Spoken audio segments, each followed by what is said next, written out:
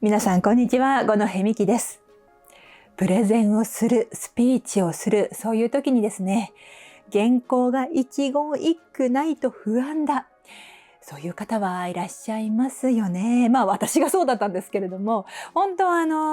書いてないとどこかで飛んでしまったりだとか、言葉が出てこなかったりだとか、途中で頭が真っ白になるとか、声が震えるとか手が震えるとか、そういうことはありましたね。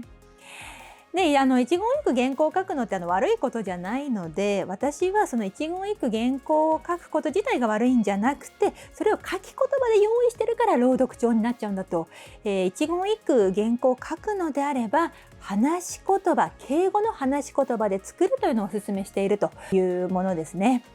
で、自分が原稿を用意する時もそうですし、他の方、例えば前任の方が作ったプレゼン原稿をそのまま使うなんて時も、自分の話し言葉に書き換えておけば、それは話しかける原稿になりますし、あとは今だったら生成 AI が作るとか、ライターさんが作るみたいな時もありますよね。で、そういう時って書き言葉になっていることがほとんどなので、自分の話し言葉に書き換えておくというのは結構おすすめです。で、話し言葉で用意した原稿を棒読みするとやっぱ朗読になっちゃうんですよね。今のこの一行を例えば棒読みすると、話し言葉で書いた原稿を棒読みするとやっぱり朗読になってしまいます。こんな感じですかね。ちょっとロボットみたいになってしまうと、ちょっとそうですね、意図している内容が伝わらなくなってしまうので、今回はですね、話し言葉にした原稿の読み方というのをご紹介したいと思います。読み方というのもありますし、気持ちの持ち方っていうのも結構大事なので、メンタルも含めて3つご紹介していきます。スピーチトレーニング。その1、メンタル、きれいに読もうとしない。これですね。話し言葉の原稿って常に変わっていいので、きれいに読む必要がないんですね。今日はですねって自分の原稿に書いていても、今日はにしてもいいですし、今日なんですけれどもにしても OK。間違えないようにしようとか、失敗しないようにしよう、そういうふうに考える必要がないですね。いつも違ってそれでいいわけです。内容を伝えるっていうことに集中するのが大事ですね。例えば話し言葉の文章、原稿をこういうふうに用意したとしても、こんな変換、アレンジの方法もあります。今日なんですけれども、夏休みに行きました隅田川花火大会の話をしたいと思います。隅田川花火大会って皆さん行かれたことあるでしょうか？私今まではテレビの中継では見たことあったんですけれども、リアルで見るという、その現場で見るっていうのは本当初めてで、それもですね、観覧席で見ることができたんですよ。観覧席、抽選の席なんですけれども、運よく当たったんですよね。こんな風に変えても OK なわけです。中身が伝われば。最初ね、こういう風にアレンジするの、いきなりこの文章をこういう風にアレンジしなさいということではなくて、今日はですねって書いても、今日はですねって読まなくても大丈夫なので、綺麗に読もうとしなくて OK。この考え方も変換するっていうのが大事ですね。スピーチトレーニング。その2、メンタル、相手を想定する。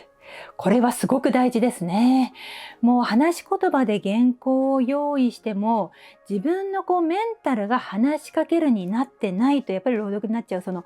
独り言をつぶやくテンションになっていると、朗読になってしまう、棒読みになってしまうので、例えば先ほどの文章を独り言にするとこうなりますね。今日はですね、夏休みに行ってきました隅田川花火大会の話をちょっとここでさせていただきますね。こんな感じですかね。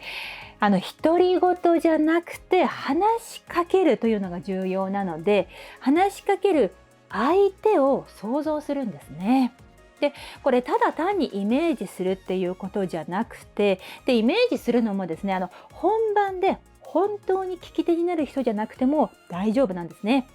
自分が話しやすい人がおすすめです。自分が普段から話しやすい人で、敬語で原稿は敬語なので、敬語で話すような間柄の人を想定するのがいいですね。例えば会社の先輩で気の合う人がいたらその人、あとはサークルに入っていた方で先輩ととても話しやすかったとか仲が良かった人がいたみたいな方はそういう方でいいので、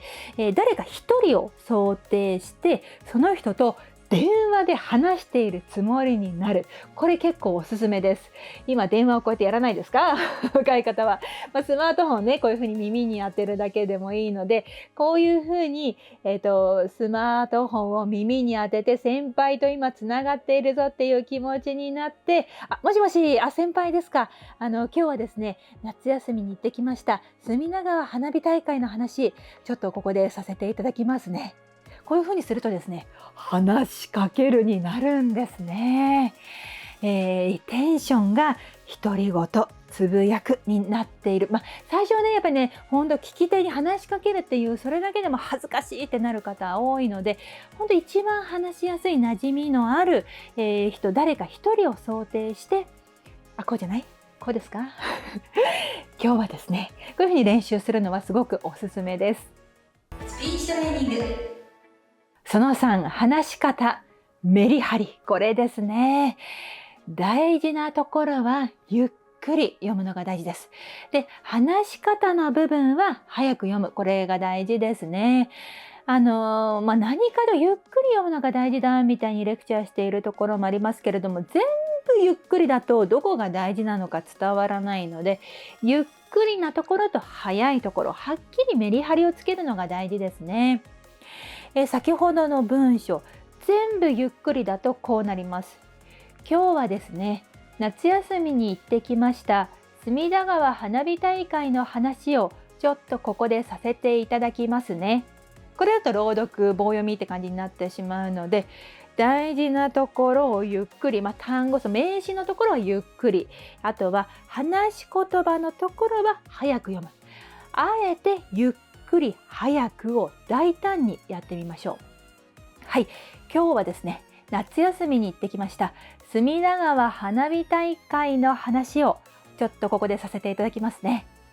こんな感じですかね。変だなって思われなかったと思うんですね。普通に喋っているとスピードが一定じゃないっていうのはごくごく当たり前なことなので、何か原稿を朗読するっていう時と違って、普通に喋っている時を再現したい、話しかけているという時を再現したいので、早いところと遅いところがあるっていうのはごくごく当たり前なことなので、全部同じスピードで読まない。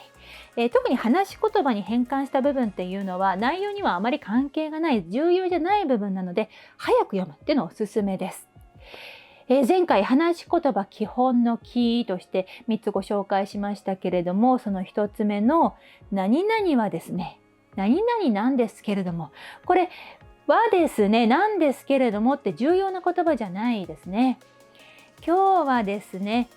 新製品の紹介なんですけれども、これだとどこが重要だかわからないので、今日はですね、新製品のご紹介なんですけれども、はい、こんな感じで早いところとゆっくりなところをはっきりメリハリつけるのはおすすめです。